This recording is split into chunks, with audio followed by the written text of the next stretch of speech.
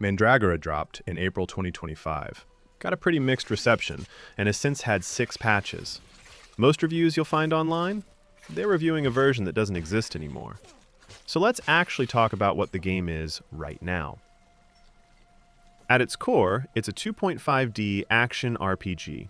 Dark fantasy world, stamina-based combat, interconnected regions. You lose your essence on death and level up at checkpoints. If you've touched a Souls game before, the first 20 minutes will feel immediately familiar. What's different is, the game just isn't as hard. It borrows the Souls skeleton, but it's not trying to punish you the same way. And on top of that, it doesn't trap you in whatever difficulty it does have. You can grind enemies, adjust enemy damage and stamina yourself, respec your build whenever you want.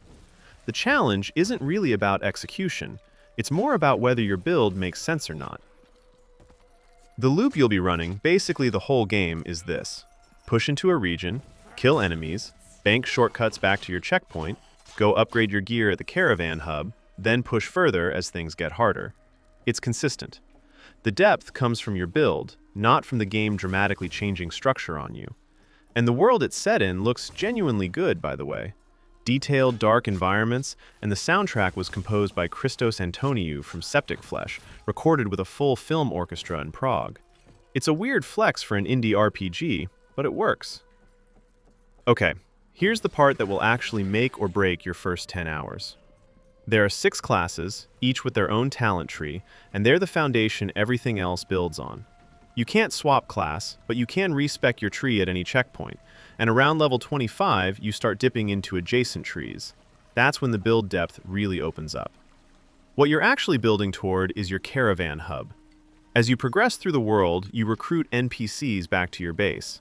A blacksmith, an alchemist, a merchant, and each one expands what you can do between pushes into a region. Upgrading them feeds directly into survivability and scaling, so it's not optional busy work, it's the backbone of your progression. Crafting connects to that same loop. The materials you gather clearing enemies go into gear upgrades that affect how you perform in the next section. Different weapon types favor different class trees, and finding combinations that actually synergize is where the game stops feeling like a Souls-like and starts feeling like a proper RPG. There's more system interaction here than the surface suggests. Now, back to the patch history, because this is genuinely relevant. At launch, boss telegraphs were unclear, pacing spiked out of nowhere, and there was combat roughness where you genuinely couldn't tell if you were losing to the game or to input lag. Those weren't overreactions, they were real problems. 6 patches later, the game is in a noticeably different place. Update 1.6 was the biggest one. Boss stamina and telegraph timing got adjusted, combat responsiveness was tightened, and respeccing became way more flexible since you can now unlearn individual talents at the Witch Altar.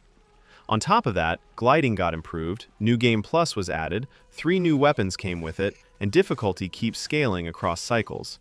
The game's identity didn't change. The execution just got a lot closer to what it was clearly trying to be.